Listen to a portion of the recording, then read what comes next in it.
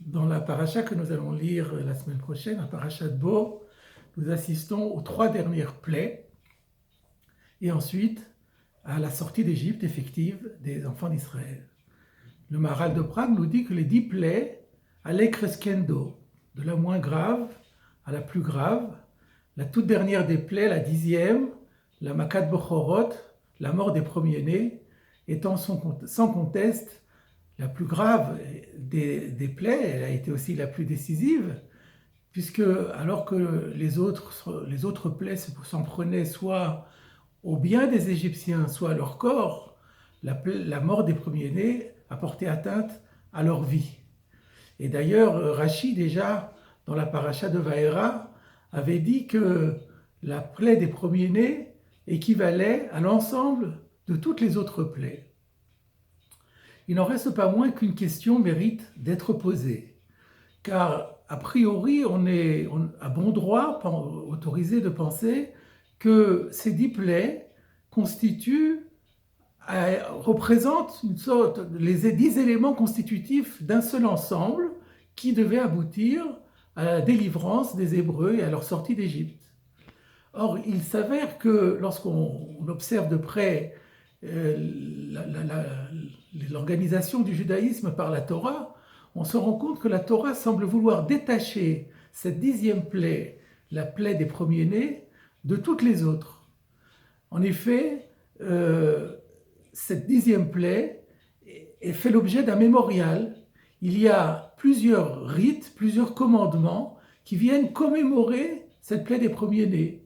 Il y a la mitzvah du rachat du premier-né, lorsque nos épouses donnent naissance à un premier-né, nous les maris ou les papas avons l'obligation de racheter au Kohen ce premier-né.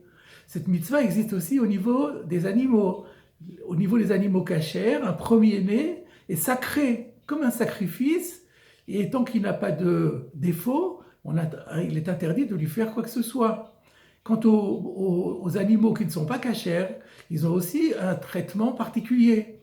Donc, comment se fait-il que cette mitzvah, cette plaie soit si importante qu'elle donne lieu à ces commandements? Plus encore, nous savons que dans les téphilines, dans les phylactères, il y a 4 paragraphes qui ont été sélectionnés pour être insérés dans la boîte et qui contiennent les principes les plus importants du judaïsme, tels que la soumission à la volonté divine, l'acceptation d'accomplir ses commandements.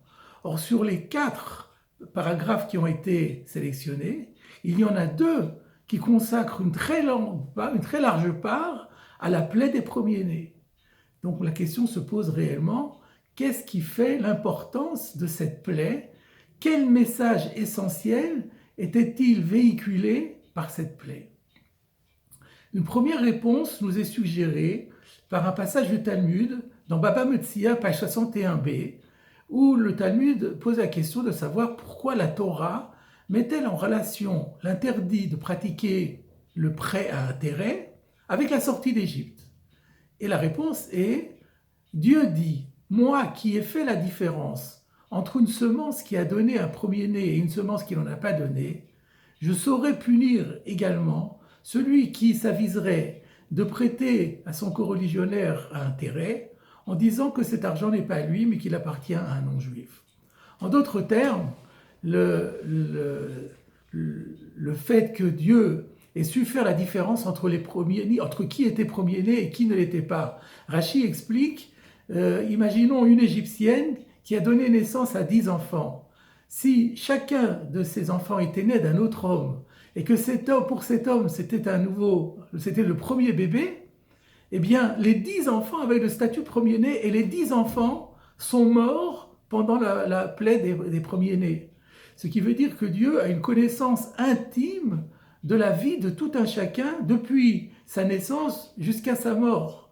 Et donc la première leçon que nous donne la Gemara, c'est que cette plaie des premiers-nés vient nous rappeler qu'on ne peut pas tricher avec Dieu, et que rien n'est caché à Dieu, et qu'on ne peut pas s'aviser de vouloir contourner la loi en lui faisant croire qu'on a fait des choses qu'on n'a pas faites.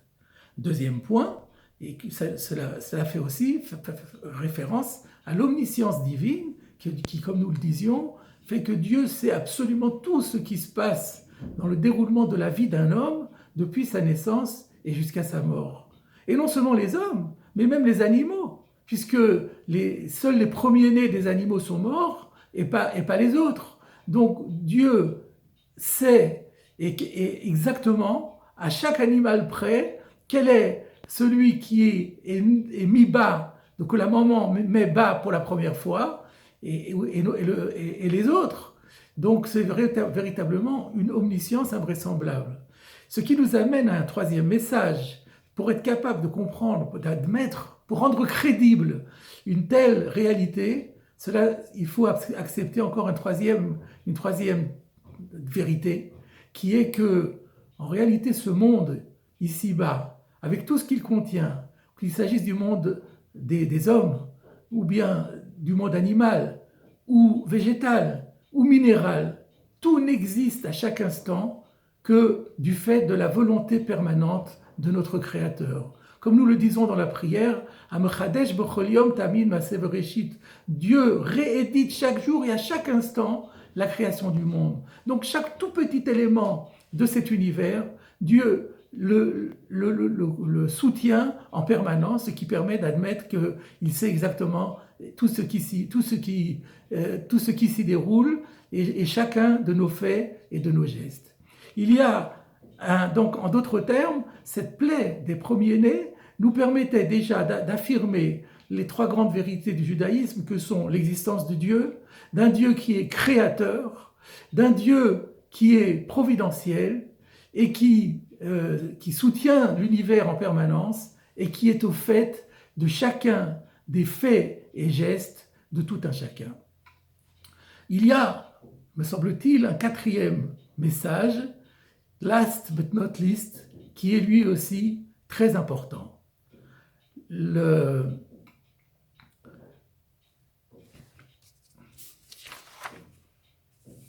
Lorsque Moshe Rabbeinu va prendre congé de son beau-père au milieu de la paracha de Shemot pour lui dire qu'il doit partir en Égypte pour accomplir la mission divine, Dieu s'adresse à lui et lui annonce déjà qu'il y aura une plaie des premiers-nés. Et Dieu dit à Moïse, ainsi tu diras à Pharaon, toi Pharaon, sache que Israël est mon fils aîné. Et c'est pourquoi je te demande de le laisser partir. Mais tu n'as pas accepté de le laisser partir. Alors parce que tu n'as pas laissé partir mon fils aîné, alors moi je vais tuer ton fils aîné. En d'autres termes, Dieu annonçait ici à Pharaon que cette plaie des premiers-nés était la mise en pratique d'un grand principe qui régit les actes de la providence. En hébreu, mida keneged mida, mesure pour mesure. Si Pharaon va être puni et va voir les premiers-nés égyptiens promis à la mort, c'est pour le punir d'avoir refusé de laisser partir Israël, qualifié ici de premier-né. Premier-né pour premier-né. Et pourquoi Israël alors est-il qualifié de premier-né? Le Maharal de Prague nous explique parce que le peuple d'Israël est le premier au monde à avoir reconnu le Dieu un et à avoir accepté de le servir. C'est déjà une première raison pour qualifier Israël de premier-né. Le Rabbin Mouk, dans son Kol HaTorah, rajoute une seconde explication, c'est une seconde raison d'appeler Israël le premier-né. Si Israël est le premier-né, c'est qu'il n'est donc pas le fils unique de Dieu. Cela veut dire que les autres nations sont tous aussi les enfants de Dieu. Mais si Israël est qualifié de premier-né, c'est qu'il a les devoirs et les obligations d'un frère aîné. Il a une obligation de fidélité et de dévouement et d'éducation de ses frères cadets. Et voilà donc que cette plaie des premiers-nés contenait en elle-même encore deux enseignements. Un, c'était l'amour exceptionnel que Dieu réserve à Israël. Et deux, c'est la mission grandiose que Dieu impartit à Israël, non seulement de faire connaître son existence, mais aussi de pousser et de faire en sorte que toute l'humanité finisse par le reconnaître. À ce compte-là, on comprend bien que cette plaie des premiers-nés méritait une place à part et un mémorial.